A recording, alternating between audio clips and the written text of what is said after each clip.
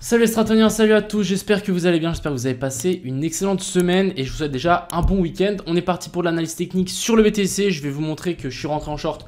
J'ai un gros short, donc on va prier très fort, mais normalement mon setup devrait fonctionner, en tout cas je l'espère. Il y a beaucoup de gens qui sont en train de passer haussier et bullish sur un potentiel top, donc assez intéressant, je voudrais bien que ça se retourne. On va analyser ça, on a aussi double trendline qui est assez intéressante, on a des liquidations au sud. On va faire un petit peu le tour, on va parler aussi de l'Ethereum qui a bien push, très content de vous l'avoir annoncé un petit peu avant. Et on va parler aussi du Link Solana, DYDX et le fil. On ira faire aussi un tour sur le total. Enfin bref, j'espère que cette vidéo vous plaira. Je vous souhaite à tous déjà un bon week-end et on est parti. Crypto, million. Crypto, million. Alors, avant toute chose, on va passer sur Twitter. Je voulais vous montrer que finalement, j'avais raison. On est finalement remonté et on est venu chercher mon entrée. Beaucoup de gens m'ont dit « Ah ouais, mais t'as shorté trop tard, etc. » J'avais pas shorté, mon entrée était plus haute. Finalement, on est quand même venu la récupérer. On a fait vraiment un joli pump and dump et là, on vient le récupérer. Donc vraiment correction en A, B, puis C de la dernière baisse. Actuellement, on est là. Du coup, je suis potentiellement dans mon short. On a le Bitcoin qui commence un petit peu à galérer en fait dans cette zone ici OTE. Encore une fois, rien n'est gagné ici. On est clairement dans une zone dure, mais c'est pas forcément suffisant. On peut largement ici continuer à monter. Je vais vous montrer l'open interest. Est assez compliqué. J'ai rarement vu ça sur l'open interest. On a du coup ici le spot qui pump. L'open interest qui chute, donc on a des gens qui ferment leur position long ou short, et ici on a on voit bien qu'on a le funding qui passe du rouge au vert, donc en fait on a de moins en moins de short sur le marché. Donc en fait ce qu'on peut simplement se dire, c'est que ici, vu que ça descend et qu'on a moins en moins de short sur le marché, tous les gens qui sont en train de shorter sont en train de close leur position. S'ils close leur position, qu'est-ce qui se passe? Ça enlève la liquidité au nord et on se retrouve qu'avec des positions en longue avec de la liquidité au sud. Je peux vous montrer ici, donc on a un petit screen de Kingfisher, on a vraiment des énormes pics au sud, donc je vais pas le prendre en compte dans mes analyses, mais en tout cas c'était pour vous montrer qu'on a des liquidations au sud. Donc perso, moi je pense qu'on peut potentiellement descendre. Et puis je peux vous montrer ma petite position ici sur le BTC. J'ai short donc 20 BTC et actuellement je suis à plus de 1000. Objectif c'est de TP ici en bas. J'ai mon stop loss qui est placé un petit peu plus au-dessus. Je reste à l'abri de si jamais je peux le monter un petit peu parce qu'on a quand même des liquidations juste un petit peu au-dessus ici. Donc on peut largement les récupérer à un moment ou à un autre. Pour le moment je hold, j'attends de voir si vraiment on arrive à casser ça vers le bas. Mais je reste plutôt baissier dans mon analyse. Vraiment, j'attends vraiment une correction A, B puis C. Venir récupérer sa zone d'inducement. Donc je rappelle que c'est faire un plus bas, mais un plus bas qui n'est pas assez bas. C'est un petit peu comme on est venu faire ici. On est venu faire un sommet, mais pas assez haut. Donc en fait ici on a créé une zone d'inducement et on est venu le récupérer juste après. Donc voilà un petit peu le topo. Pour le moment je hold mon short. On verra. Je reste vraiment... pour être honnête, assez compliqué ici pour le moment de se dire dans quelle direction on va partir. On peut vraiment potentiellement même voir une continuation ici haussière. Donc on va quand même se méfier. Beaucoup de gens sur Twitter sont bullish aussi. Donc voilà, on va se méfier.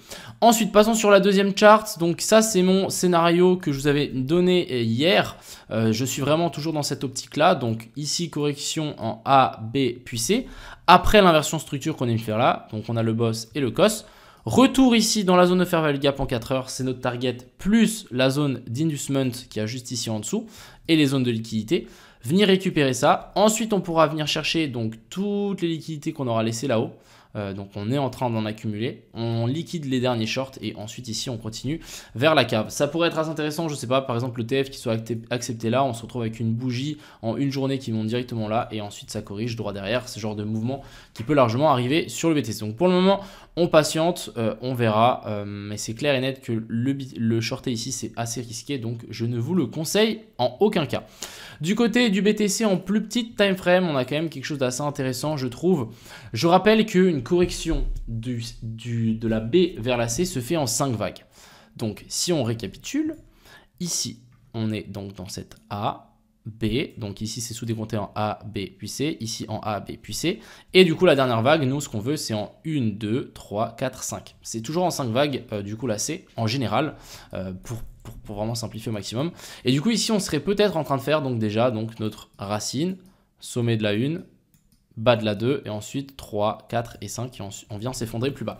Donc en théorie, si on est dans ce mouvement-là, ici la 3 devrait être assez violente et assez puissante. Donc on verra comment ça se passe. Mais personnellement, je hold mon short, on verra. Et en plus, ce qu'on est venu faire ici, c'est qu'on est venu chasser ces 10 derniers petits hauts. On est revenu chercher dans la zone OTE. Donc maintenant, ce que j'attends de voir, c'est vraiment une clôture ici en dessous pour potentiellement inverser la pattern. Et là, on pourra vraiment on pourra avoir quelque chose de très intéressant niveau short. Et ici, qu'est-ce qu'on peut voir pour nos petits amis chartistes? On a une double trendline. Donc, on a la première trendline ici. Donc, on a fait un sommet, deuxième sommet ici. Et là, on est en train de faire résistance dessus. Et même chose ici, on avait cette trendline. Et là, on est aussi en train de faire résistance dessus. Donc, je rappelle un truc. Pour moi, c'est le premier test qu'on vient faire en fait sur ces zones de résistance. Pourquoi? Parce qu'en fait, une trendline, une zone de résistance, une trendline finalement, est marquée souvent par 2 points, voire plus. Et du coup, c'est très rare qu'on casse une trendline à partir de 2 touchettes. Donc ici, on est venu toucher une fois. Ici, deuxième fois. Et là, on vient toucher la troisième fois. Et pour moi, c'est la vraie... Là, on est vraiment en train de faire un joli petit retest. C'est la première fois qu'on teste cette trendline. Donc en théorie, ça ne passe pas. C'est très rare qu'on casse des trendlines du premier coup. Et surtout que là, on en a 2. On a celle-là, celle-là et celle-là. Donc on va aviser. Personnellement, moi, je ne crois pas qu'on cassera ça. Et en plus, j'ai vu énormément de tweets bullish sur le BTC, etc. sur ces niveaux-là. Pour moi, c'est un peu une erreur, donc voilà. Perso, je reste en short, on va patienter. Ensuite, ici, on se retrouve du côté de l'Ethereum. Je suis assez content de vous avoir prédit en fait ce pump. Je ne sais pas si vous vous souvenez, mais je vous en ai parlé sur Twitter et j'avais dit que j'étais en train de construire une position longue sur Ethereum. Alors, si je retrouve la position, voilà, ici, on était vraiment sur le dernier plus bas. J'avais dit que j'allais tirer cette flèche pour qu'on puisse remonter chercher cette zone d'equal high et la zone de fair value gap. On a exactement fait ce que j'avais dit, donc très content pour Ethereum. On est arrivé sur une zone dure, on est sur cette zone d'equal high. On peut potentiellement refaire un autre petit plus haut pour venir toucher cette zone de fair value gap. Mais pour les coups, les gars, ici, il n'y a pas de boss. Celui-là, il ne compte pas parce qu'on a échoué. Donc ici, ce que j'y vois, c'est simplement une grande A, B, puis C. Là, on vient récupérer les dernières liquidités, les zones de fair value gap, voire monter un petit peu plus haut. Et ensuite, on s'inversera, récupérer toutes les liquidités qu'on a au sud. Donc, plutôt baissier ici sur cet Ethereum. Donc, même chose sur le BTC. Encore une fois, c'est uniquement mon avis. Ça se trouve, demain, on se retrouve avec une bougie de plus 10%. Mais en tout cas, perso, moi, je n'y crois pas trop. Donc voilà, encore une fois, faites votre propre analyse. Je ne suis pas Madame Irma. Du côté, voilà, franchement très clean. On aurait pu vraiment avoir une entrée parfaite ici. On avait une bonne entrée ici sur Ethereum. On a déjà pris des profits. Donc c'est déjà ça. On est content. Du côté ici du total. Donc total, c'est quoi? C'est le market cap de toutes les crypto-monnaies qu'on a. Donc ici, qu'est-ce qu'on a? On a de nouveau ici cette petite inversion de structure. COS et BOSS. Ici, on est redescendu, mais personnellement pas assez bas. On n'est pas venu chercher ces zones OTE. Donc pour moi, ici, zone d'inducement. Et du coup, là, on est en train de faire un joli rebond, à mon avis, pour faire une grande A, B et puis C. Je pense qu'on peut même tirer un Fibo d'extension pour voir un petit peu jusqu'où on peut descendre. Alors, on peut chercher par exemple la zone des 100% ou 123 qui sont des targets d'une ABC. Chercher là, par exemple la zone des 1000 milliards. Revenir ici chercher donc sur cette zone des 123. Mais maintenant, on va patienter. En plus, petite divergence, mais bref. Je reste baissier, mais je prends des pincettes. J'espère que vous avez compris dans cette vidéo. Vraiment, c'est ma théorie. On verra. Je suis vraiment pas sûr parce que le truc, c'est que genre, je sens que je vais me faire taper dessus si ça descend pas. Donc, je tenais quand même à vous le dire avec des pincettes. Mais en tout cas, je partage mon avis. J'ai pas peur de me mouiller. Donc voilà.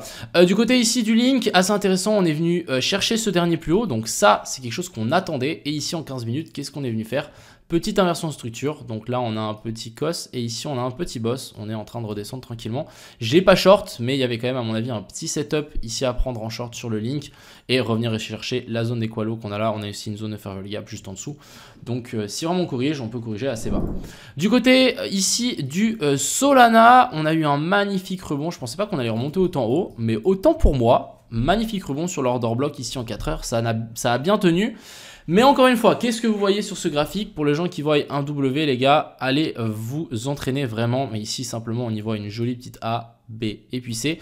Cette C peut monter jusqu'ici, voire jusque là-haut, mais ça reste full baissier. C'est clairement full baissier, étant donné que ce sommet-là n'a pas réussi à récupérer celui-là du premier coup. On n'a pas fait de cause d'inversion de structure rapide. Une inversion structure rapide, c'est quelque chose d'efficace. C'est rapide, c'est efficace. On n'est pas en train de remonter, reprendre de la puissance pour repartir. Là, c'est vraiment un mouvement correctif. Je pense que même on pourra tirer genre une espèce de canal comme ça. Et ça pourrait vraiment délimiter notre top pour un potentiel short ici sur le Solana. Mais encore une fois, je n'y crois pas trop à ce genre de bottom. Ensuite ici, on a le DYDX. Donc DYDX, j'ai été voir tout à l'heure, il y a 50% des tokens émis qui vont être libérés le 1er décembre. Donc personnellement, moi j'avais un petit peu DYDX, j'ai décidé de vendre mon DYDX et de simplement attendre sous la zone des 1$. Voilà, c'est dit, je vais clairement attendre du DYDX sous la zone des 1$ et on avisera. Ici, qu'est-ce qu'on peut voir? Moi, ce que j'y vois, c'est une jolie petite potentielle déviation ici au nord. On réintègre et du coup, bah, là, on vient tout péter vers le bas. C'est pour ça que j'ai décidé de vendre mon DYDX que j'avais en spot et je vais simplement attendre beaucoup plus bas pour réinvestir dedans. Voilà, c'est dit, c'est fait et on va finir par le fil.